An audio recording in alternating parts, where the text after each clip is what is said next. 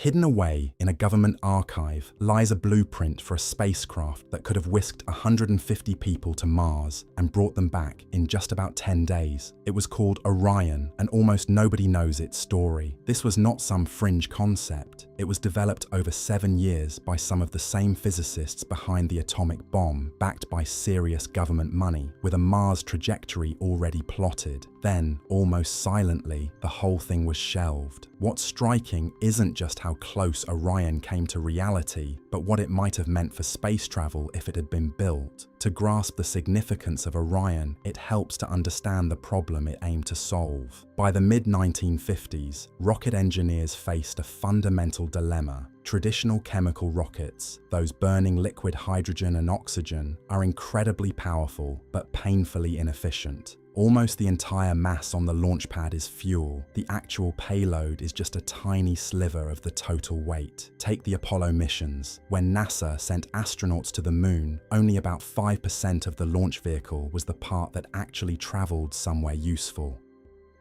That's workable for the moon, which is relatively close. But Mars is a whole different ballgame. Even at its closest, it's tens of millions of miles away. To send a chemical rocket there, the ship would have to carry so much fuel that the math breaks down. Adding fuel adds weight, which means more fuel is needed to lift that weight, and so on. An endless loop of diminishing returns. This was no mystery to engineers. For a small group of physicists in the late 1950s, the answer was glaringly clear. More chemical fuel wasn't the solution. Something else entirely was needed.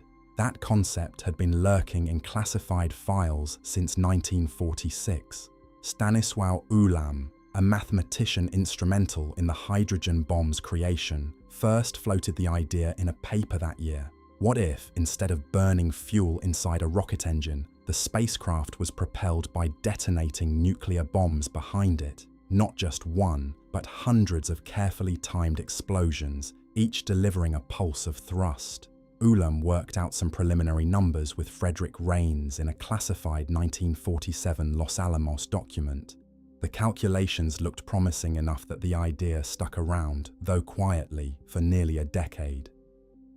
Then, in August of 1955, Ulam co-wrote a formal classified paper advocating for the use of nuclear fission bombs detonated at a safe distance behind a spacecraft as its engine. The key was distance. These bombs wouldn't explode inside the ship, but tens of feet behind it in open space, pushing the ship forward with each blast. That paper kicked off the whole project. Fast forward to 1958, when Ted Taylor, a physicist at General Atomics in San Diego, picked up the concept and turned it into a real program. Taylor had spent his career at Los Alamos designing nuclear weapons, making them smaller and more efficient than anyone expected possible. He was a practical thinker, visualizing real objects instead of just equations. And he saw in Ulam's idea a spacecraft capable of going anywhere. In July 1958, the Advanced Research Projects Agency, what we now know as DARPA, started funding the project with an initial budget of $1 million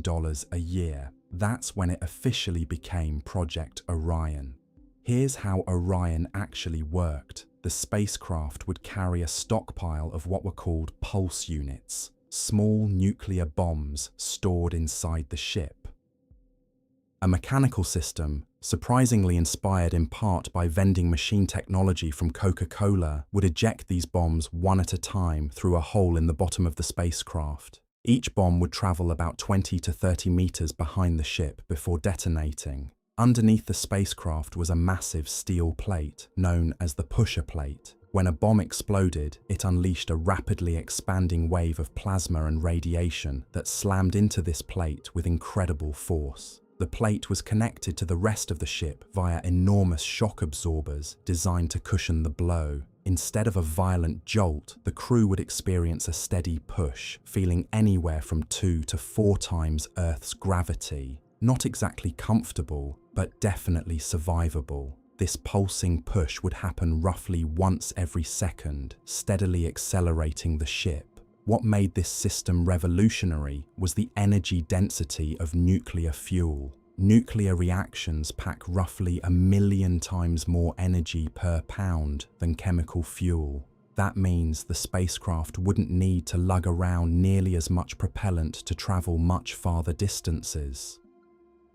The key metric engineers use here is called specific impulse, a measure of propulsion efficiency. Good chemical rockets max out around 450 seconds. Nuclear thermal rockets can reach about 900. Orion's baseline design promised between 2,000 and 6,000 seconds. Later proposals that switched from nuclear fission to fusion imagine numbers soaring above 75,000 seconds. These are not minor improvements. They redefine what's physically possible in space travel.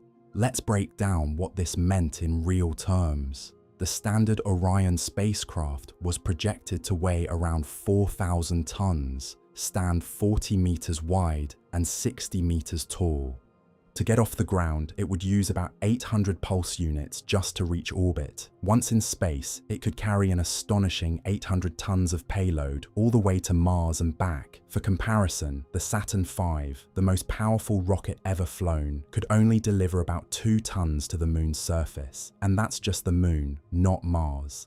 NASA even developed a Mars mission plan based on Orion. It involved a crew of 8 astronauts and a round-trip journey lasting about 125 days. The estimated development cost, $1.5 billion, roughly the same as the Apollo program, which sent 12 people to the moon over several missions. Orion's plan would have sent 8 people to Mars and back, all within just over 4 months. Today, many Mars mission proposals talk about a one-way trip taking 9 months or more, not including the return leg. How was Orion able to pull off such a rapid trip? It wasn't about squeezing fuel efficiency in the usual sense. It was about raw, abundant, almost reckless energy. Nuclear explosions produce so much thrust that the ship didn't have to take the fuel-saving, slow-curved paths chemical rockets rely on. It could follow something close to a straight line, the fastest practical route between planets. This brilliance also sparked controversy. The engineering challenges were immense, especially with the pusher plate, the heart of the whole design. It had to absorb the repeated force of nuclear blasts detonating roughly 80 feet behind the ship. Sounds impossible. Here's why it wasn't. Nuclear explosions expand at mind-boggling speeds, about 2.5 million miles per hour. When the shockwave hit the pusher plate, it pushed the plate away so fast that the intense heat didn't have time to cause serious damage. This defies intuition. Most people assume heat is the main danger from a blast, but in microseconds, the shockwave arrives first and does the heavy lifting. The Orion team tested this theory at the Eniwetok Atoll nuclear test site. They placed steel spheres coated in graphite near actual nuclear detonations.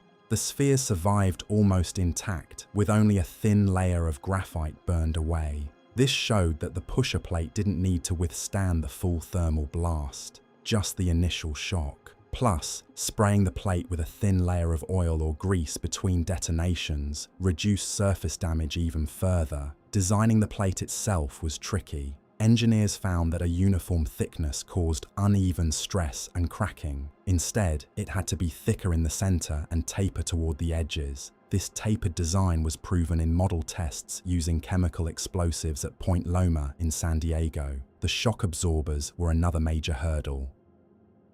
The first design used large inflatable pneumatic bags between the plate and the ship's body, but if a pulse unit failed to detonate, the plate would rebound and rip those bags apart. The team switched to a 2-stage system using mechanical springs and gas pistons, fine-tuned to the explosion frequency. The final system could even handle a bomb failure gracefully and continue safely. The bombs themselves, the pulse units, posed their own challenges. Each had to be small enough for mechanical handling, durable enough to survive ejection at high speed, and shaped precisely to direct most of their explosive energy toward the pusher plate instead of wasting it in all directions. The team developed a nuclear-shaped charge design. It included a flat tungsten plate that vaporized upon detonation, creating a focused, cigar-shaped plasma wave aimed squarely at the plate. This focus made the system efficient, wasting less energy than a spherical explosion would.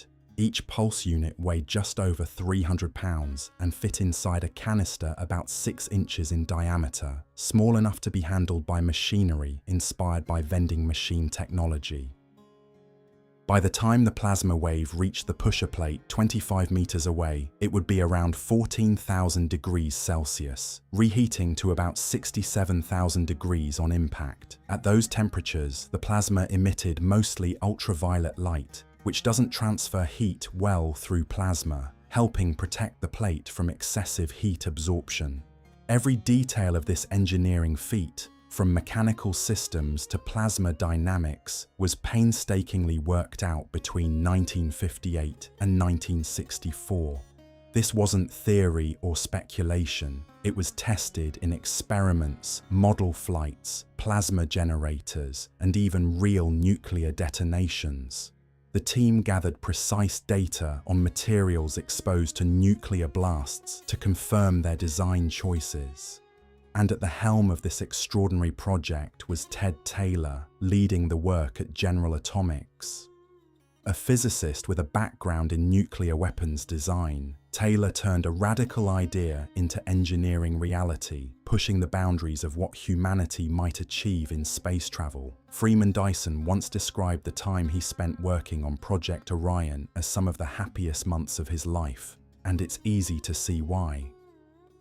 This was no ordinary space program. It was a bold vision that pushed the limits of science and engineering, aiming to harness nuclear explosions to propel a spacecraft beyond anything humanity had ever attempted. At the heart of this audacious idea was Ted Taylor, a brilliant bomb designer from Los Alamos who had already revolutionized nuclear weapons by making them smaller and more efficient than anyone imagined possible. Taylor wasn't working alone. His team included some of the greatest minds of the 20th century. Freeman Dyson himself, a legendary theoretical physicist, took a year off from Princeton's Institute for Advanced Study to join the effort. Stanisław Ulam, who originally came up with the concept of nuclear pulse propulsion, was there too. And then there was Wernher von Braun, the man who would later mastermind the Saturn V rocket that took humans to the moon. At first, von Braun was skeptical, even closing his eyes during one of Taylor's presentations, leading Taylor to think he had fallen asleep.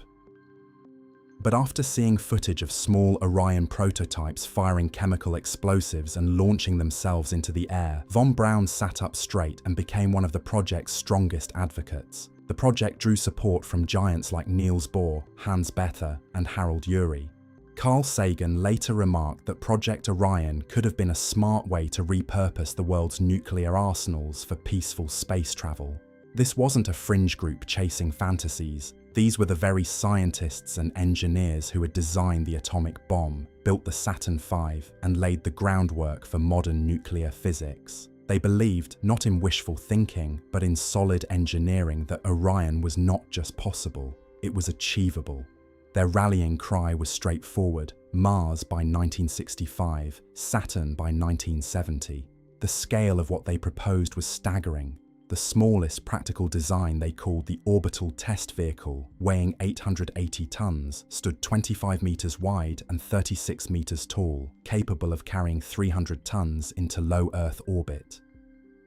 The basic interplanetary spacecraft would tip the scales at 4,000 tons, measuring 40 meters across and 60 meters high. There was an even bigger version at 10,000 tons, 56 meters in diameter and towering 85 meters tall, capable of hauling over 5,000 tons to Mars and back. But that was just the beginning. In a 1959 report by General Atomics, the team laid out plans for something called the Super Orion. This behemoth would have been 400 meters wide and weighed 8 million tons. Freeman Dyson himself spent an afternoon calculating if a spacecraft that massive was even conceivable by comparing it to the weight of the city of Chicago. By sheer mass, it was possible. The Super Orion was envisioned as an interstellar ark, a self-contained civilization that could leave the solar system behind. The raw materials needed to build it existed back in 1958. At this point, the project stopped feeling like pure engineering and began to feel like a grand philosophical question about humanity's destiny and what it might have become. But there was one massive hurdle the team never fully solved. Launching from Earth's surface meant detonating nuclear bombs in the atmosphere, creating radioactive fallout with every takeoff. Dyson's calculations, based on the best data available at the time, estimated that each launch would statistically cause between 1/10 and 1 fatal cancer due to fallout. This was using a no-threshold model, the same method engineers use to estimate risks from other industrial hazards. The number wasn't zero, but it was relatively small. Dyson believed even an extensive launch program would increase atmospheric contamination by only about 1% compared to the ongoing nuclear weapons tests by the world's superpowers. Ted Taylor was more optimistic. He thought that with specially designed bombs, ones that maximized fusion reactions and minimized fission fallout, the radioactive emissions could be reduced by a factor of 10 or possibly eliminated entirely. But that required a pure fusion explosive, which, as of 1964, nobody had successfully developed. So, the ground launch problem was real. To get around this, the team proposed alternatives. Launching from remote locations, from the ocean, or using conventional rockets to carry the Orion vehicle into orbit before igniting its nuclear pulse propulsion. In fact, the Saturn V's upper stage was suggested as a way to place Orion in orbit cleanly, avoiding nuclear detonations in Earth's atmosphere altogether. But this introduced a new challenge. To get a 4,000-ton spacecraft into orbit using Saturn V rockets, multiple launches and in-space assembly would be necessary. Suddenly, the economics became complicated. NASA, which had committed to chemical rockets for the foreseeable future, was not eager to invest in the infrastructure needed for nuclear spacecraft assembly. There were other concerns too. Nuclear detonations could produce electromagnetic pulses that might disrupt satellites and electronic systems. The Van Allen radiation belts could be temporarily flooded with high-energy particles from low-orbit nuclear blasts. None of these issues were impossible, but they were serious engineering challenges, some solved, others still open questions. Ultimately, Project Orion was cancelled in 1964.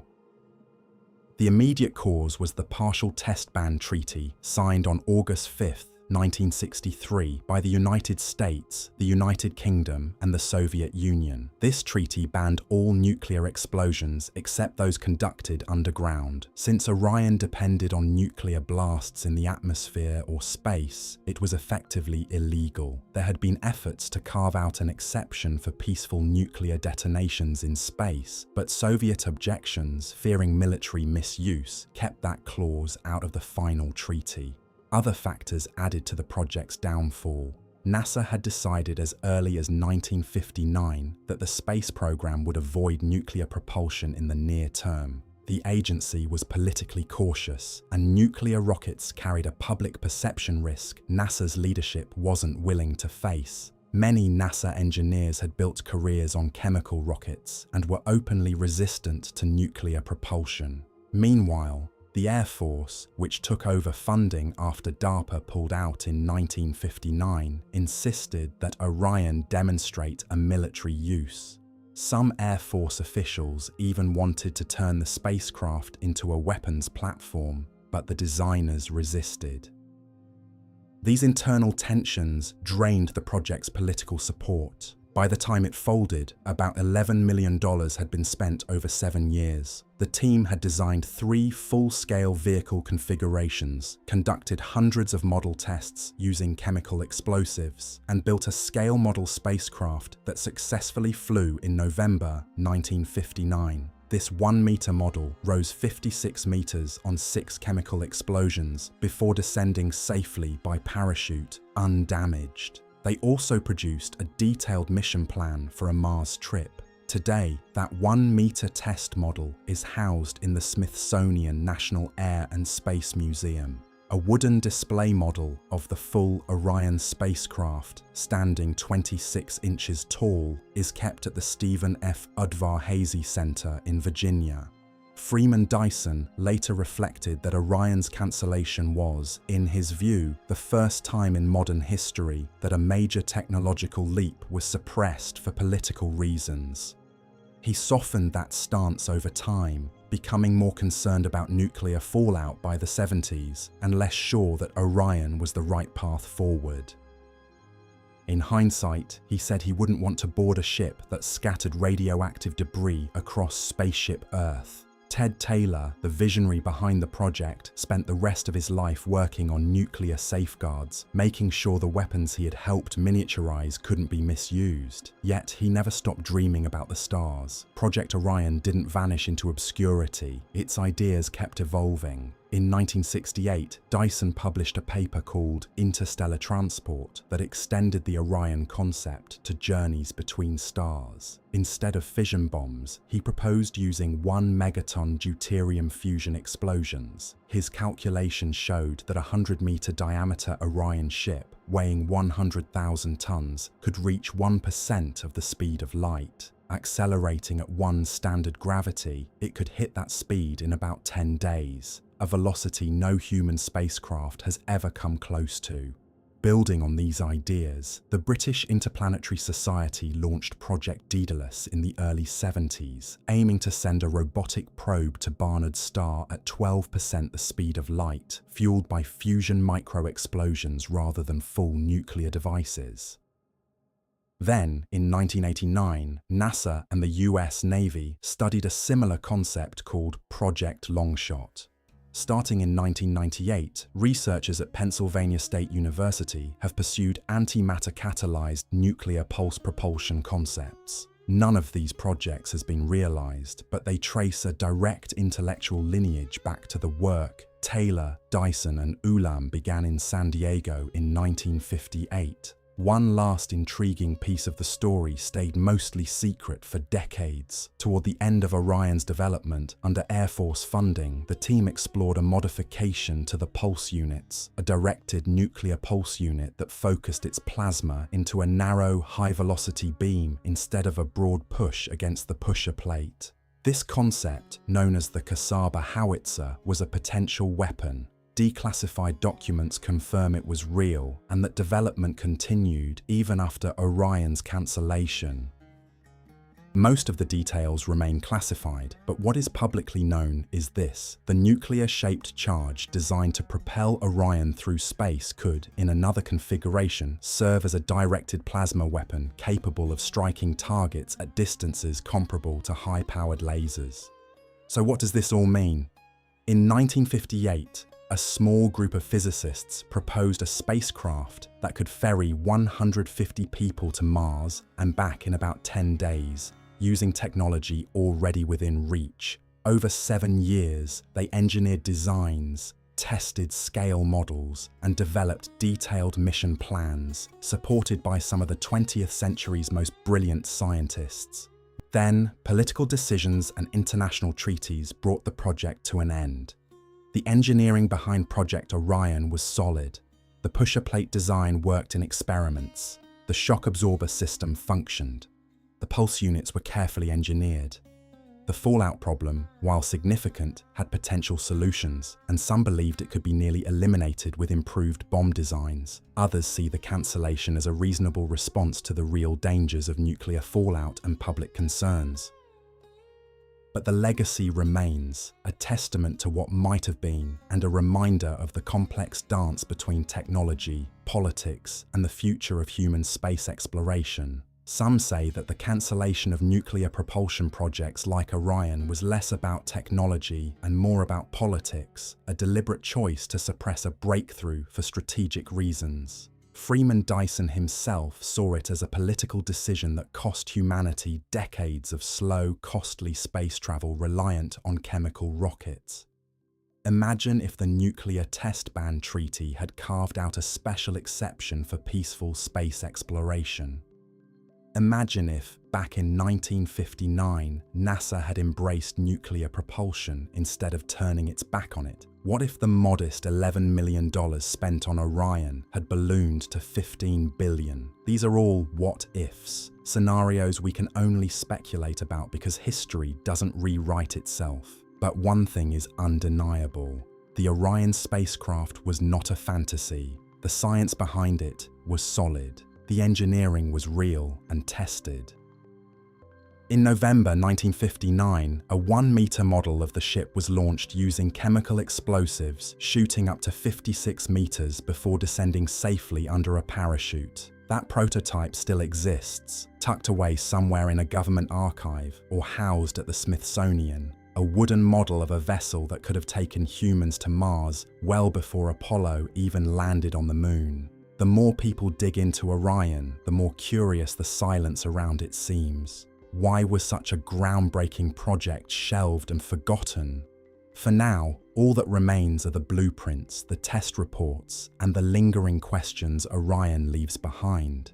It's not just about the propulsion system or the physics of nuclear pulse engines or the feats of engineering achieved. It's about the choices humanity makes when confronted with what's possible. Each answer about Orion's past inevitably leads to new questions about our future in space. And that ultimately is the engine that drives science forward.